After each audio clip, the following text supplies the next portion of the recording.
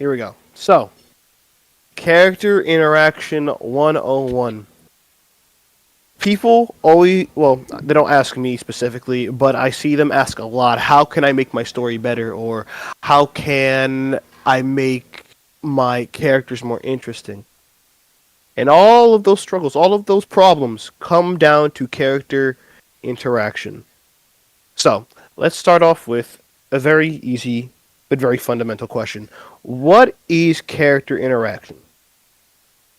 Character interaction is the way that characters engage with one another, whether it be in dialogue, action, change in emotional state, or lack thereof.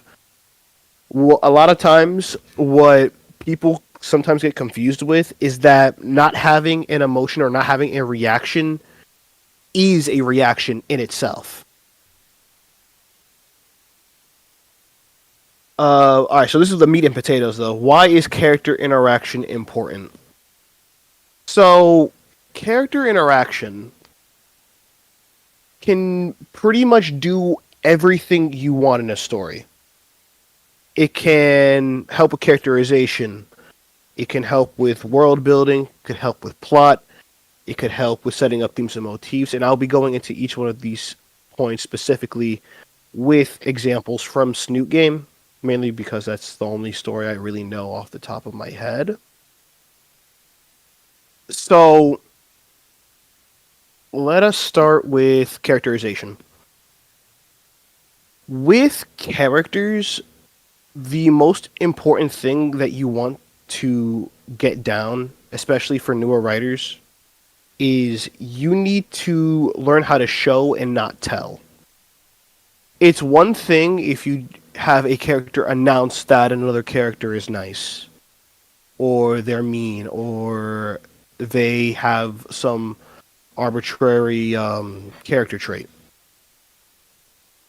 For example, we could tell that Fang was a troubled individual from our first interaction as Anon with her, where she's shouting, screaming, going ballistic, all off of misgendering. And we could tell that either they are a jerk, or to the very least, they have some issues, because we're shown that she is, or they are having outbursts at that time.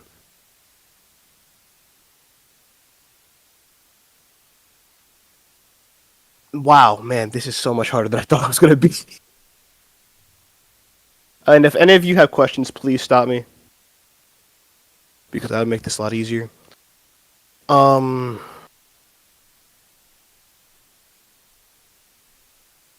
and I lost my train of thought.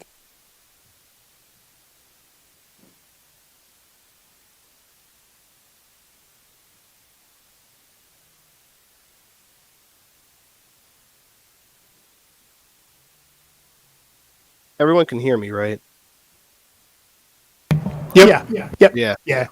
Awesome. Yeah, I'm just freezing. Sorry. Fuck, I should have a script.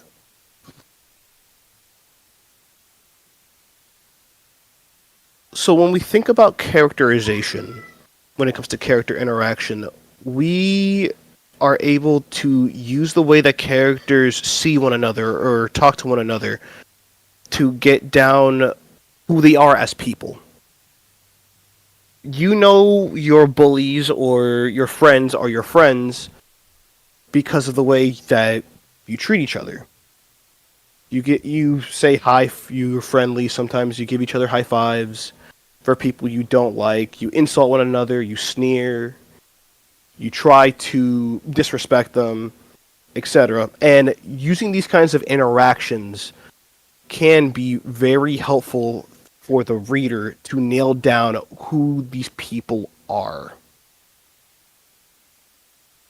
With character interaction, characterization becomes incredibly easy.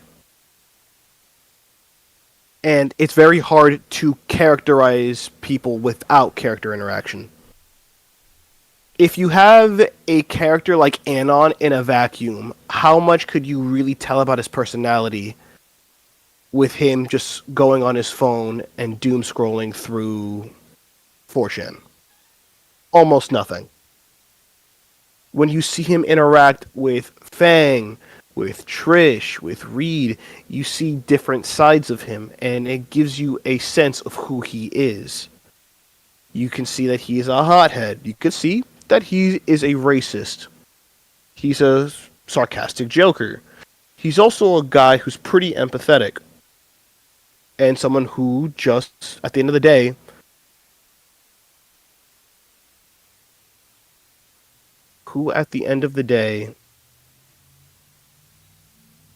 yeah, Anon didn't really have any goals aside from being alone.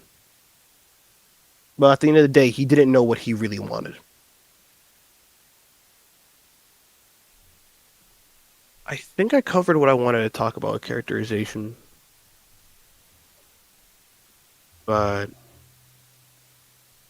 yeah, I think that was pretty much it. Plot and conflict. Okay, this one is I do have the example on hand. So we see that throughout Snoot game, Trish is just a dick. Just completely and utterly a dick at every possible opportunity. And in fact, every interaction that Trish has with Anon pushes the plot or conflict further.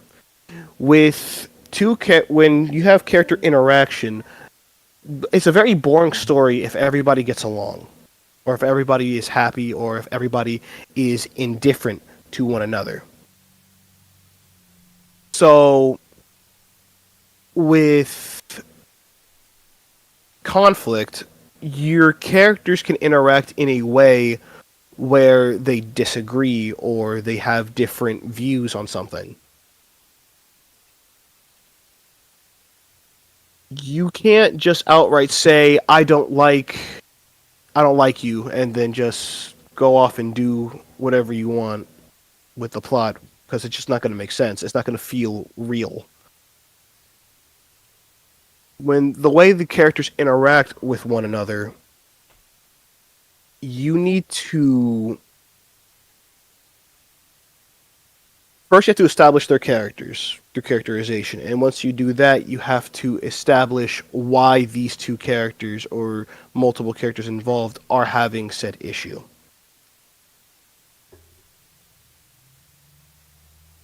Fuck! Wow, I can't speak, man. Um.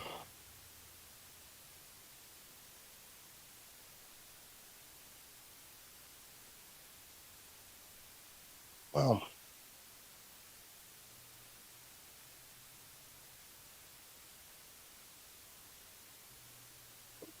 What was I saying again? Um,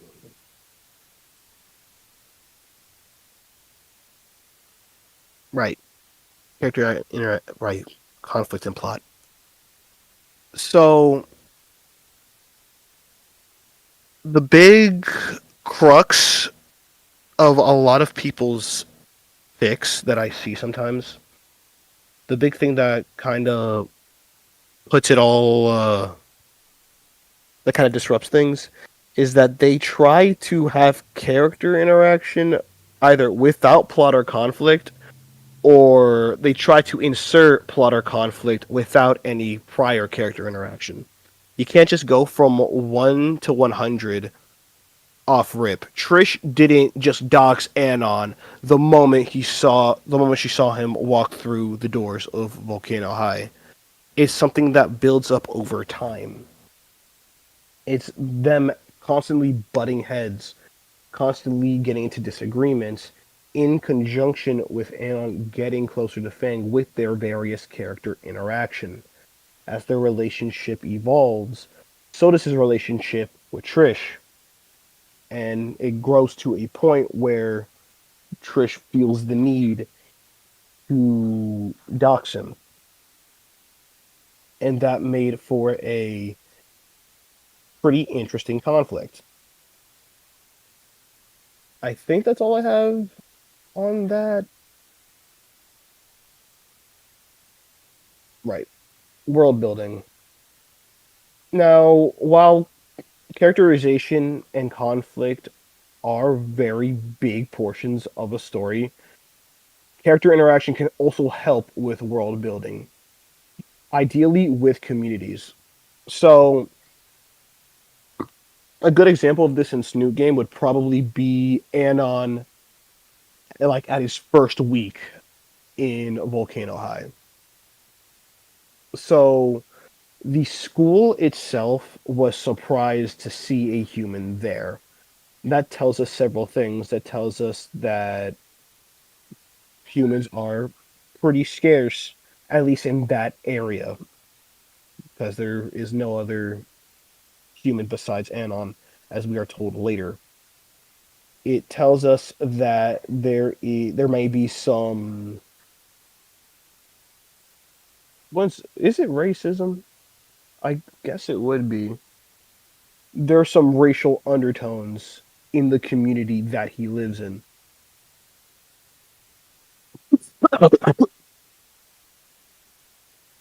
Seeing how seeing people in a community, how they act with outsiders and how they act within their circle can help make a world feel more alive.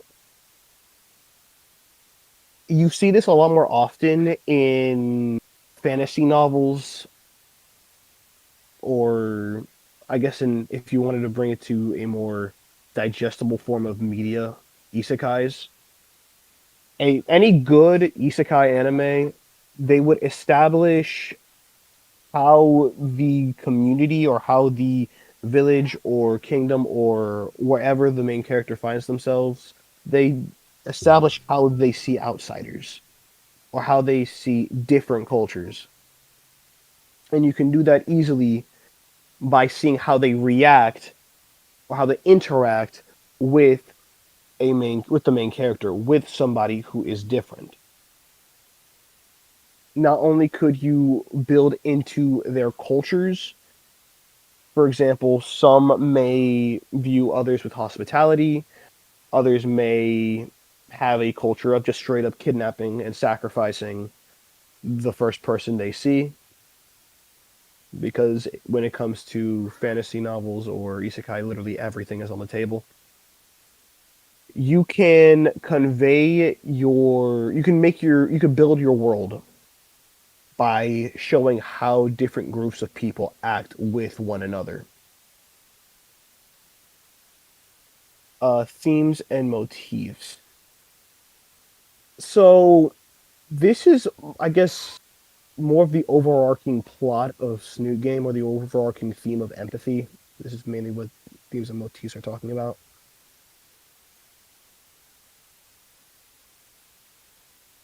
Throughout the game, Anon is given multiple opportunities to stop and think about how other people are feeling and how to navigate certain situations with either care or with apathy, essentially. These different kinds of interactions that he could have establishes the theme of empathy. Seeing how he makes characters happier or how he makes them feel better or how he, in Trish's case, makes them feel worse with his actions establishes the theme of empathy. Thinking about the other person as Anon did and how he interacted with those characters with those thoughts in mind. Having your characters interact with each other gives you the ability to convey ideas and themes that you might not otherwise be able to if you don't think about having two characters so much as just sit in a room and talk together. I think, yeah, I didn't. Yeah, that's pretty much it. If anyone has any questions, please do not be afraid to ask. All right. So when you are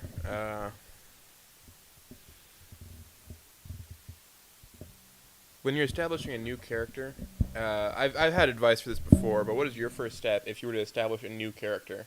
Uh, Like in a story, yeah, for your story, a character that's just for you to use. all right, if I wanted to establish a new character, I immediately want them to get talking.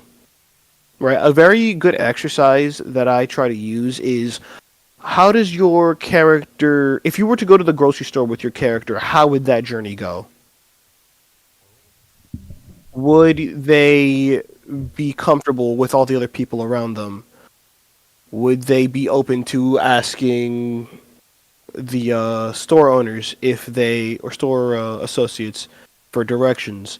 Would they be dismissive of people around them, etc.? So, what I like to do is to try to get them talking as soon as possible. Because while you can convey a lot through description and through subtext, you're really going to understand what the character is all about by hearing them talk. So getting them conversating is my go-to when it comes to establishing a character.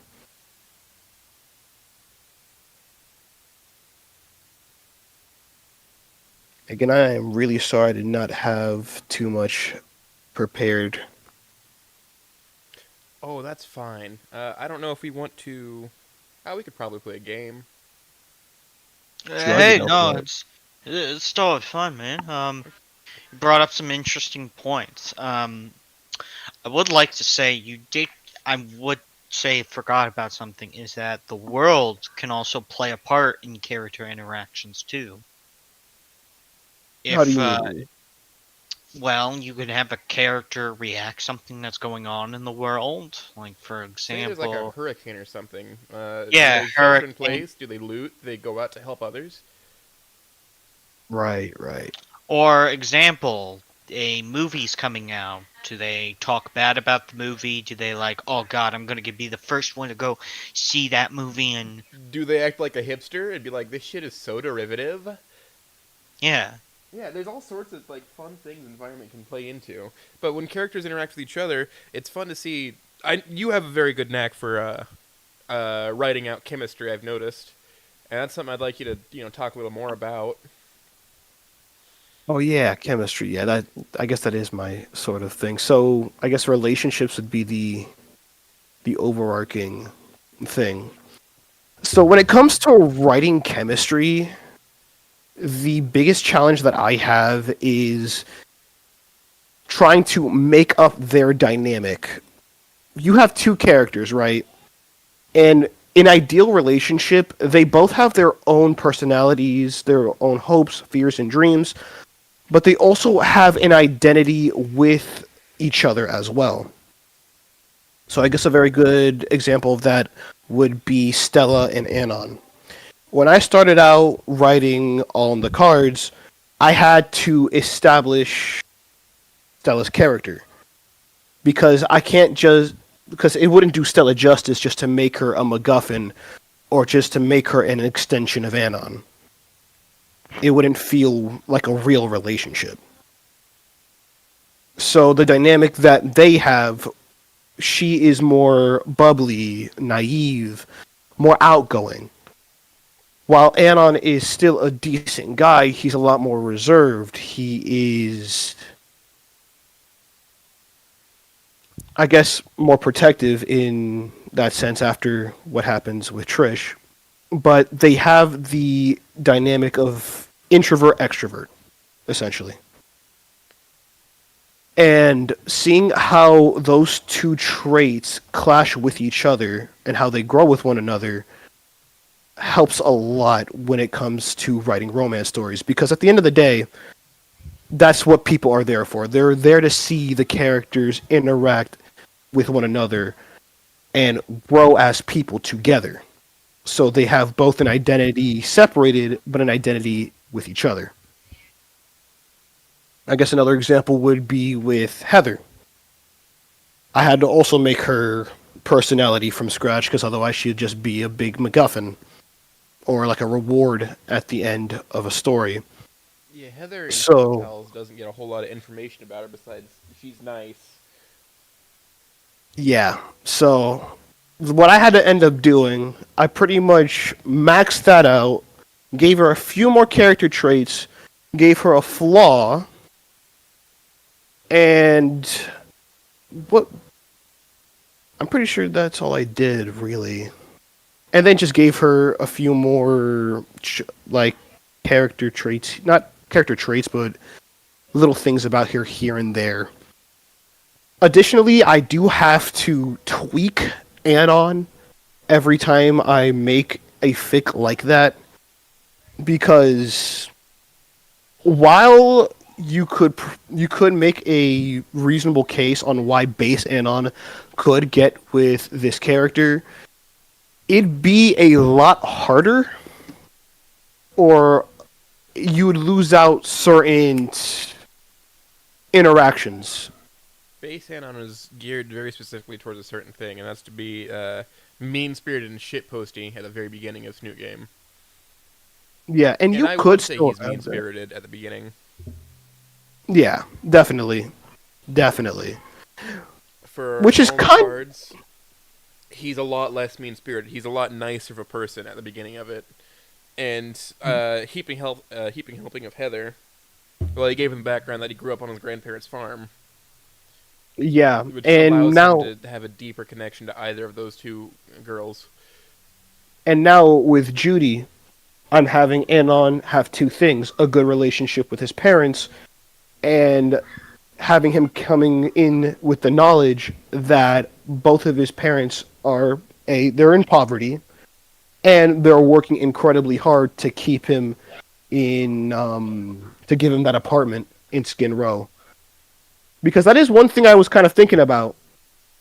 You know, we always it's kind of like a trope in the world of Snoot, in the Snoot community, where Anon just has shitty parents. I don't think they're shitty. Are Yeah, they good but like, parents? Is the argument? Do they care? honestly, There's no argument there. They do care. If they didn't care, they honest, wouldn't have sent him away from where people were attacking him. yeah, not only that, right? But they leased an apartment for a year. They're, it's not like they're homeless either. So his parents are essentially, at bare minimum, renting two different apartments. And one of them is specifically for their son because they did not want to see him suffer. Are they good parents? I'd say so. And it's Say they not like, care a hell of a lot, at least. I'll probably say they're at best like okay parents. Like they have their flaws and stuff. Like Anand's father, who's kind of suffered a lot during the war, and also if we factor in like our worlds, kind of how we treat veterans and stuff, then I can imagine he's just lived such a hard life after the war. yeah, and even past all of that, I mean, if I'm sending my kid away to live in essentially God knows where to get away from bullying, I want him to make something of himself. So he simply gave him the two most consistent options to get to being to being a valued member of society, Mm-hmm. who's going to college or joining the service. I'd say there's a secret And third option known as construction. and honestly, Get a judging from how job. Anon reacts to Skin Row, it doesn't look like he wasn't informed of the condition that Skin Row was in. He knew what he was getting into. Mm-hmm. He wasn't like freaking out that he had to walk it through a very shady part of town to get to his rundown apartment. He knew what he was getting into. Ah, shit, better have my knife. Yeah, he even had a whole knife and everything. He knew exactly where he was going. I mean, the Yeah. knife is why I deposit Anon is Midwestern. You will not find a grown man out here that does not have a pocket knife on him. Yeah. Well, that's my experience of shaping the character. Mm-hmm. Yeah, I had a a commenter on my newest chapter give a very strange critique where where I had the same issue as a lot of fanfics where I changed Anon, and I don't know, I guess it kind of stuck with me because I thought isn't that kind of the point of fanfics, tweaking small things and then seeing their consequences play out? Yeah. That's one of the main things. And also, like, I'd say in this case, take Smooth Rock's advice. Fuck them. If they're not constructive to you, fuck them. They don't matter. Yeah.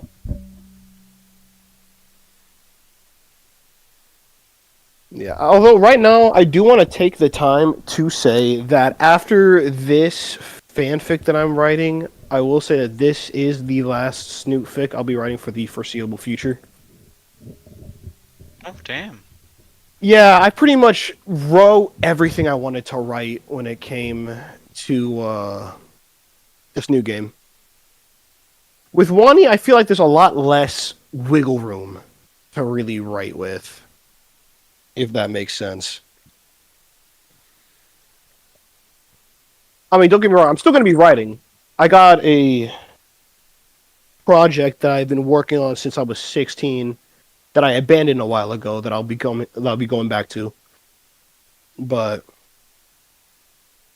yeah, this is after Judy gets her out. Oh, wait, hold on. I think we have a question from Yomi. yeah, Eomi. Let me pull up the live chat, please. I can just read it. What right it- now. Yeah, I Please. guess What is your take and advice on how to convey a shift in character interaction over the course of a story? The ups, the downs that forge a changing identity between the characters. Ooh, what is your take and advice on how to convey shift? So, the way I tend to convey changes between characters is having slight moments or events that kind of inch them forward. I've been really working on this in Hearts Held Up by Strings, mainly with Schizo's and Anon's interactions. Having Schizo going from being completely distrustful and dismissive to being still distrustful but slightly intrigued to being on the fence whether or not they trust him, to kind of trusting him. I'm having little events play out from the start of the story to where we are now. So, if you're asking me, I would make sure to try to sprinkle little events between the two characters that would change them in that sort of way. So in this case, which would be Anon and Schizo's relationship, the main hinge, the main crux of the relationship is how much is Schizo trusting Anon. So if Anon were to ask Schizo from chapter 1, hey, could I join your club? Absolutely not. It would have not ended well at all. They had to have had a lot of time together. They had to talk. Schizo had to be vulnerable in front of him just for her to consider having Anon in the club. So having small moments allows you to build up that change organically. You can change how they talk too. For example, I have Schizo be straight up hostile. Why are you here? Please leave. Calling him a skinny, being derogatory. But as they continue talking, the conversation gets lighter. They start joking around. They start calling each other slurs playfully. So having them change along with the events in small ways makes the change feel more organic. Baby steps is very important. Baby steps. Interesting. Yeah. I do have to ask, what are some fanfics that you wrote? Because I don't I might have heard some of your fanfics, but I'm trying to remember. So the two that I've completed is All on the Cards, which is a Stella route, and A Heaping Helping of Heather, which is the first and only slash Heather fic ever.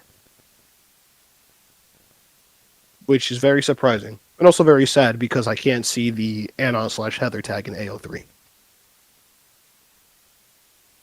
Here, I'll post them in. I mean, I can probably say what that is comfortably. It's because we don't have enough information on Heather for a lot of people to take that running. Yeah. I know. It's just, it still kind of hurts when I see someone or like a character that could have a lot of potential, but there's just not enough on the character. And not a lot of people are super into coming up with all this new lore for a character that they barely know. Right, let me. Alrighty, these are the two ones that I've completed. I'm currently working on a slash Judy fic called Hearts Held Up by Strings.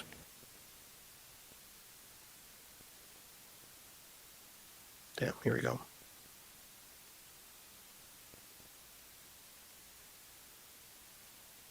There we go. Yeah, I'm working on a Judy fic called Hearts Held Up by Strings, and that one's going to be my last Snoot fic. Although I may come back to write Tiffany if the people from Devlog don't do her justice. You mean Mimi? Oh no, Tiffany. Yeah, no. Tiffany's and Mimi. Yeah. The blue T-Rex? Yeah. That's me. Oh, Hold on to me. yeah. I could have sworn that one of the mods were saying that they were gonna write a Tiffic, and I said that if they never got to it, I'd come back and just make one. Wouldn't be too bad. I think that'd go over pretty well. Mm, yeah. Monk says it's a shame that we won't get a schizofic from you. I'm thinking about it because the thing is with a schizofic, it'd most likely just be it'd be a branching path from the fic I'm already writing, because it'd be really similar all the way up till maybe chapter 10, Yeah. and then from there, I just write maybe 5 extra chapters, 10 extra chapters. But if you really want a schizofic, we do have one in the works. Someone is working on one. I just don't know the progress on that. But there is one out there. I see them around every occasionally. Somebody comes out with a schizo or puppet pals fic. Yeah. I guess the thing is with Schizo, they either write her as actually being schizophrenic or having some sort of mental issues, but in reality, she's perfectly fine. It's just a persona. Yeah, I think According it's some elaborate form of masking for schizo. That's my opinion on it, at least. Yeah. According to the creator of Schizo, she is perfectly fine. It's just her reputation that she doesn't care to correct.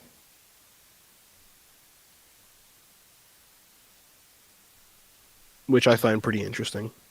Also, I have to agree there with the Wanna kind of fanfics because sometimes this can be a little bit hard creating a new Wanna fic or a different perspective of of it, you know. Yeah. Um, You can't make yeah. a good Wani fic without either A, waiting for This is after they've graduated and they're adults, or B, throwing it wildly off course to where Inko feels out of character. Yeah. Yeah, the story is very structured and very on rails. Like the four endings feel organic in their own ways, but Hmm. I'm a big fan of Receiver, what he did for Wani. oh yeah, I what really like Inko? that. I mean, I bought the book, didn't I? Oh, Oh, you're talking about I want to kiss that snoot. Yeah, I have that textbook in my kitchen right now. No, yeah, I that don't know. that fits I don't know if thing. you all know Yeah. this, but it is the size of a college course textbook. It looks like a McGraw Hill published book. Seriously? damn. Yeah, it's fucking huge, and I love it. It's so That- goddamn funny. That's a big fanfic. That is in fact huge. Well, like this, the text is also scaled up and easy to read, but I think it's like somewhere near what 400,000 words total. 400. Oh, that's right. He did write a hell of a lot, and there's Yeah, bonus chapters, including right? bonus chapters, I should say. Monk, I don't think you understand how big college textbooks are here.